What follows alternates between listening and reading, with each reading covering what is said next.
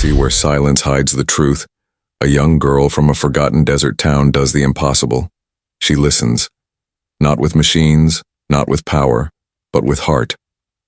Across star systems, a caged creature feared as a monster speaks for the first time in centuries, not in anger, but in memory. What if the roar you fear is just a voice begging to be heard? This is not a story of war. It's a story of understanding, of lost names, ancient songs, and one girl who dared to ask, what if the real danger is silence? If you are new here, then please subscribe this channel and show thumbs up by liking the video. Let's move toward wonderful story. In the far corner of a quiet galaxy, where sandstorms sang over glass dunes and stars shimmered like fading embers, there was a town called Dunehaven. It wasn't marked on most maps. No ship stopped there unless they had no other choice. The people lived simply, their homes built from desert stone and solar scraps, their lives quiet and unimportant in the eyes of the galaxy. But in this forgotten place, something extraordinary was about to begin. Navarra Sol was 10 years old and didn't look like a hero. Her boots were too big, and her jacket had more stitches than fabric. Her hair was usually a mess, always tangled, from the desert winds. She lived with her grandfather, an old radio mechanic who taught her how to fix broken receivers and tune into lost signals from deep space. While other children chased solar bugs across the dunes, Navarra spent her afternoons listening to sounds no one else cared about. Static, whispers, patterns in noise. She heard meaning in all of it. One evening, while adjusting the dial on an abandoned listening post outside town, Navarra picked up a signal that didn't belong. It wasn't a message or a distress call. It was a rhythm, slow and pulsing like a heartbeat under layers of static. She recorded it, played it over and over, and realized something strange. It felt alive. That night, she didn't sleep. For weeks after, she tuned in at the same time, hoping to hear it again. And she did. Always different, yet somehow the same. She called it the Echo. Across the galaxy, a mysterious being had been captured and brought to the Interstellar Harmony Summit. No one knew where it came from or what it wanted. It looked like a massive striped creature, part light and part muscle, with glowing eyes that held storms. They named it Vorak. Scientists, soldiers, even dream speakers had tried to talk to it.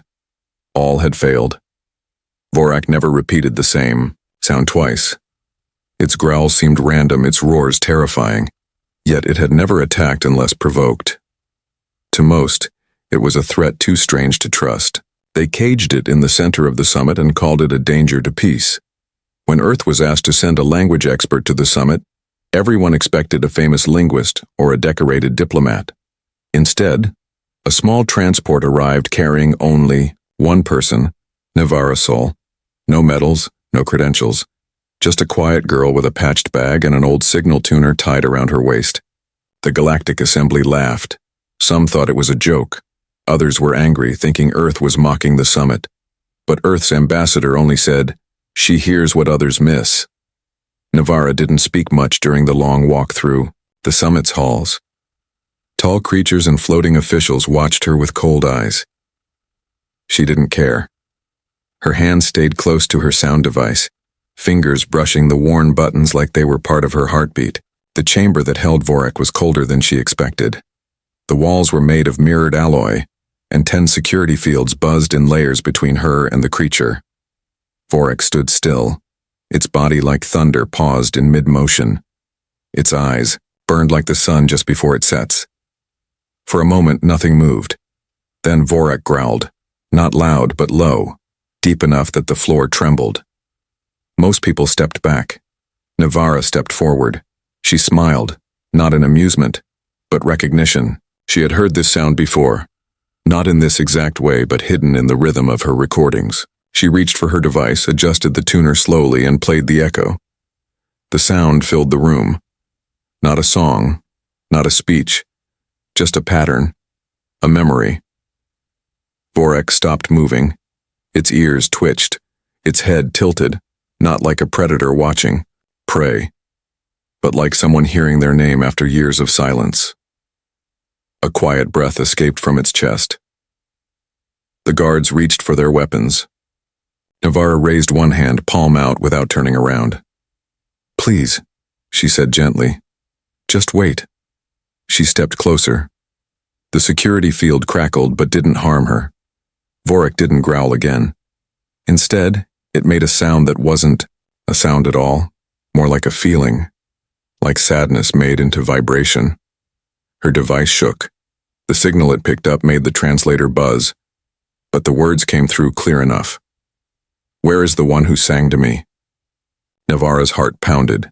She barely whispered, "I don't know, but I think I've been listening to her song." The silence that followed was heavier than stone. The council behind the glass watched in disbelief. Nothing in their training prepared them for this. Navarra didn't speak again. She sat cross-legged on the floor, playing another piece of her recording. Vorik lowered its massive head, the glow in its eyes dimming, not in weakness, but calm. It listened. Somewhere in that quiet, between the echoes and the fear, something began to change. A connection not made through language but through feeling, through rhythm, through trust. For the first time, the creature wasn't a prisoner. And the girl from Dunehaven wasn't just a child. She was the only one who had ever truly heard him. And he was still listening. The council chamber, once filled with disbelief, had gone strangely still. No one dared speak. The striped creature, Vorik, stood without chains, yet did not move. In front of him, the small girl from the desert colony sat with her old sound device humming softly in her lap. Navarra Sol didn't look frightened. She looked focused, as if she were tuning a string only she could hear. The assembly watched from behind thick glass and layered defenses, unsure of what they were witnessing. Vorik, the so-called beast, had responded, not with a roar, not with anger, but with a question. A question only Navarra seemed to understand. The others had tried to break his code with machines and analysis. She had simply listened. As she played another recording, soft pulses filled the room. They weren't words. They were emotions wrapped in sound. The rhythm was slow, almost like breathing. It was something Navarra had pieced together over the years from the broken signal she'd found in the desert. She didn't know what it meant when she first heard it, only that it felt like something important, like someone crying far away. Vorik's eyes followed her every movement, but not like a predator watching prey. He looked at her as though searching for something familiar. As the soft tones continued to play, his chest rose and fell more slowly. Then, without warning, he let out a deep sound. It wasn't loud. It was low and wide, like thunder trapped underwater. It filled the air and passed through the glass. Many in the room clutched their heads, overcome by the vibration, but Navarra didn't flinch. Her eyes closed. She was listening, not with her ears but with her whole body. Her sound. Device blinked. The translator struggled, but it gave her just enough to understand. The song is broken. Who sings it now? Navarra took a slow breath. She remembered something from her childhood, something her mother used to hum to her when the desert winds howled outside their home. A lullaby, just a simple melody. She had never sung it for anyone else, but now, in front of the creature the galaxy feared most, she began to hum. The song wasn't perfect. Her voice was soft and a little shaky, but it held something no machine could copy. Feeling. The notes rose and fell like waves, gentle and full of memory. Vorik didn't move for a long time. Then, slowly, he lowered himself to the ground. His massive frame curled slightly, and his eyes softened. He let out another sound, and this time, the translation came clearly through the device. "You remember her?" Navarra opened her eyes, confused but curious. "Her?" she whispered.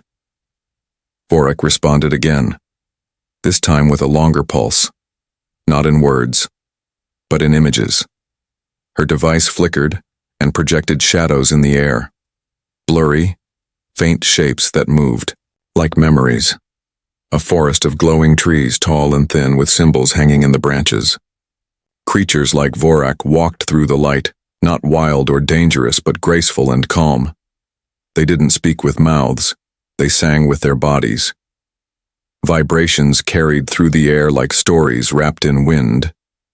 Then came the fire. Ships descended from above, weapons cutting through the forest. The songs turned into screams. One small figure was taken away, hidden behind a wall of smoke and steel.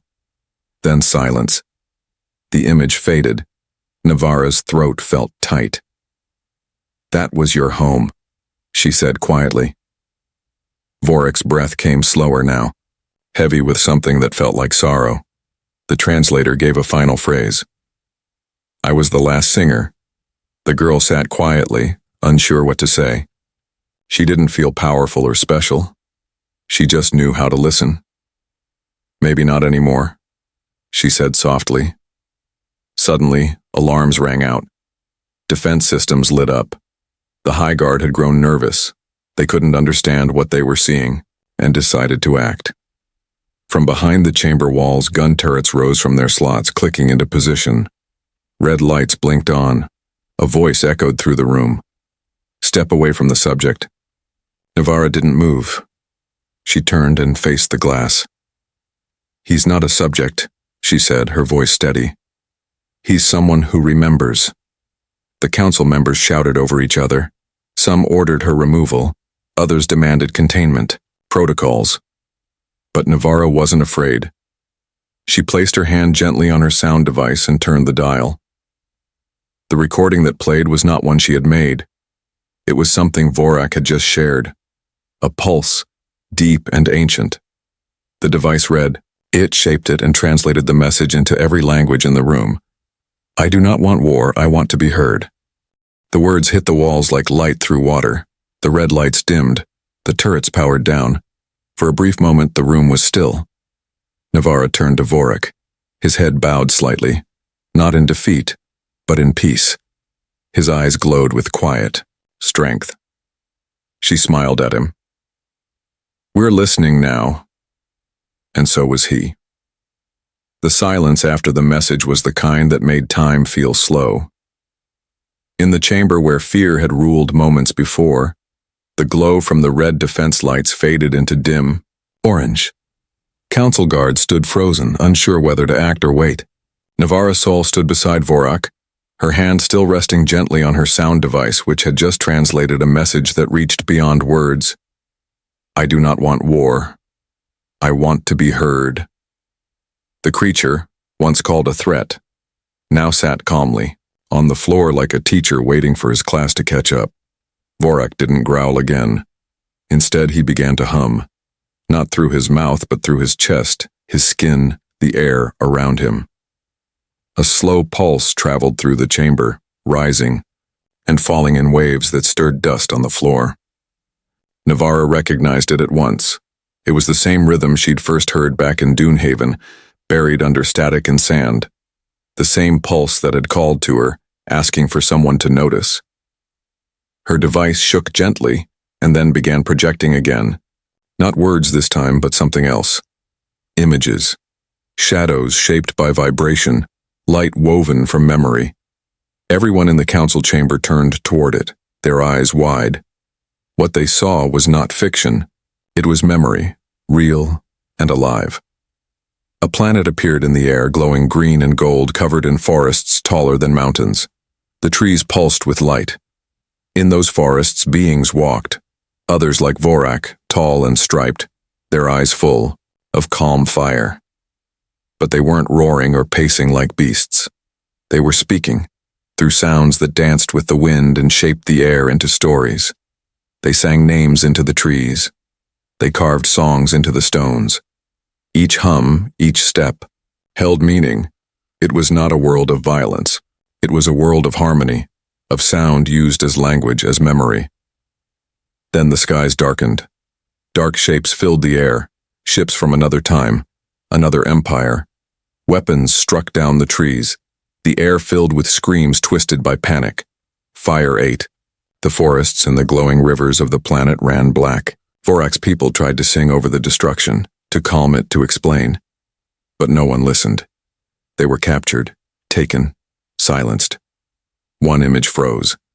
A small striped cub held tight in Vorak's arms, then pulled away by force. the memory. Cut off there. The room fell quiet. Navara felt her chest ache. She looked up at Vorak. His breathing was steady, but his eyes burned with old pain. "You tried to speak," she said softly, "and they only heard noise." The council didn't speak right away. Some of the delegates looked ashamed. Others still looked frightened. Fear was easier to believe than regret.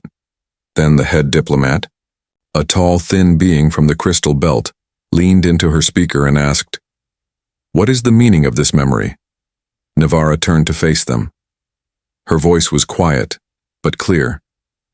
"You called him a beast, but he was a guardian, a singer, a father. He didn't come here to fight. He came here to remember." Some delegates still didn't believe it. One stood and demanded that Vorak be returned to containment immediately. Another suggested Navara had been manipulated, brainwashed even, to lower defenses.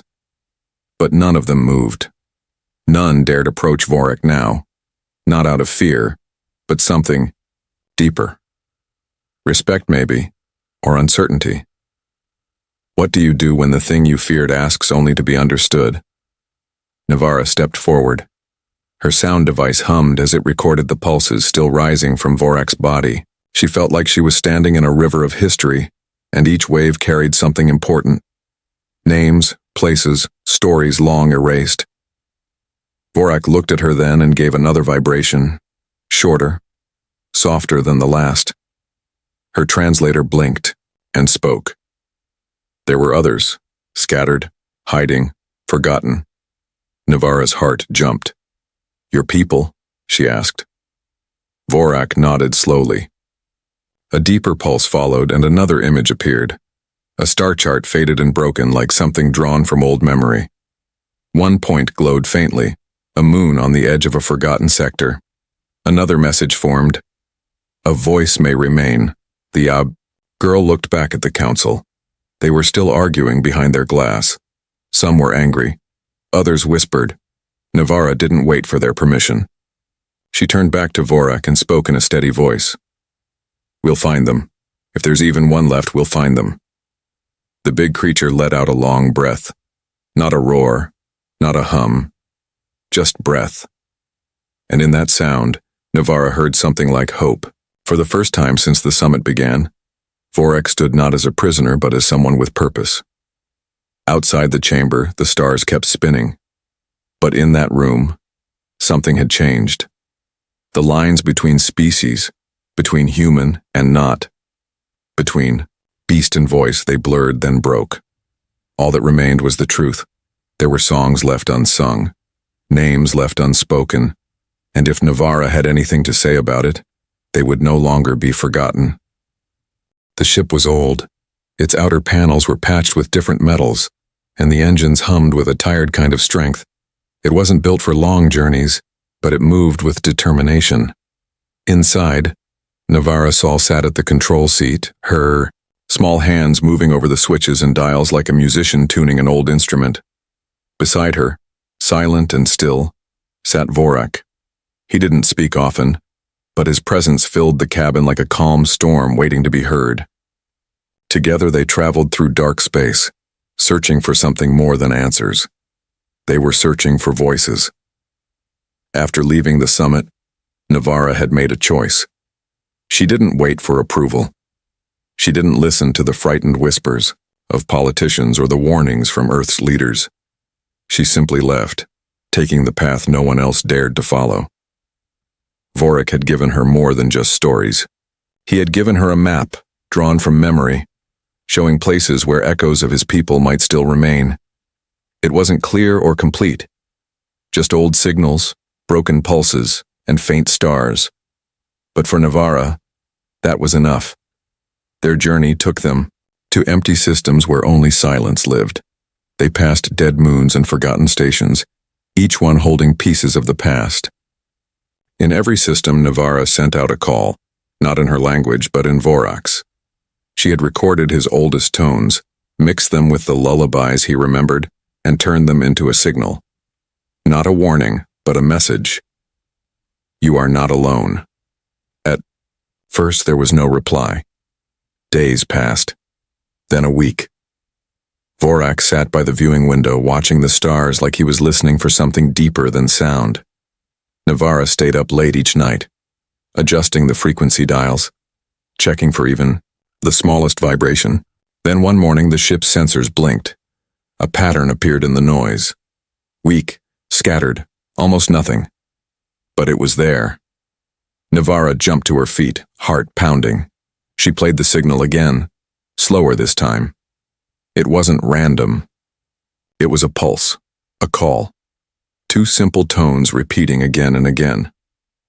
Vorak turned toward her, his eyes wide with something she hadn't seen before. Hope. The signal came from a dark moon orbiting a dying star in the Lunari belt. No one had traveled there in decades. It had once been a military outpost during the old expansion wars, then abandoned when the wars ended. It was a place filled with dust and silence. But something had survived. The ship landed carefully on the frozen ground. The sky above was filled with pale light, the kind that never fully reached the ground. Navara stepped out first, wrapped in her coat, her sound device glowing softly on her belt. Vorak followed, his steps slow but strong. They walked together through broken hallways and quiet ruins until they reached the source of the signal. It was coming from beneath the floor of an old dome, buried under collapsed walls and forgotten metal. Navara worked quickly, clearing the way with her tools. When the door finally opened, a soft hum poured out. Inside, the walls were covered in strange marks, symbols that danced faintly with light when touched. Vorak stepped forward, breathing deeply. He knew this place. In the center of the room stood a small figure. She was young, striped like Vorak, but thinner, smaller. Her eyes glowed with the same fire, though dimmer. Around her neck hung a shard, cracked but still pulsing with rhythm. She didn't speak. She didn't need to. The hum that filled the room came from her. Vorak dropped to one knee, his massive form folding with care. Navara stood beside him, her voice caught in her throat. The girl stepped forward slowly and then, like a whisper remembered from a dream, she sang. It was not loud. It didn't need to be. The melody was old, the kind that had been passed down not through words, but through breath and heartbeat. Vorak listened, eyes wet with memory. Navara's translator tried to interpret, but the song wasn't meant to be translated. It was meant to be felt. When the song ended, Vorak placed a hand gently on the ground. A deep sound rumbled from his chest, low and full. The girl nodded and placed her hand over his. No more words were needed. They had found each other. Navara looked up at the broken ceiling of the dome. Through the cracks, stars blinked like distant eyes. She thought of the council, of the fear, of the names that had been lost. She knew now what had to be done. If one voice had survived, others might have too. And maybe they weren't just Vorak's people. Maybe there were other songs, other silences waiting to be heard. She turned back to the ship, already thinking of the next place to search. Vorak and the child followed. As they left the ruins, the hum behind them continued, softer now, but no longer alone. In the deep silence between the stars, something new had begun. A sound that once meant sorrow now meant return. A voice that had been buried now rose like dawn.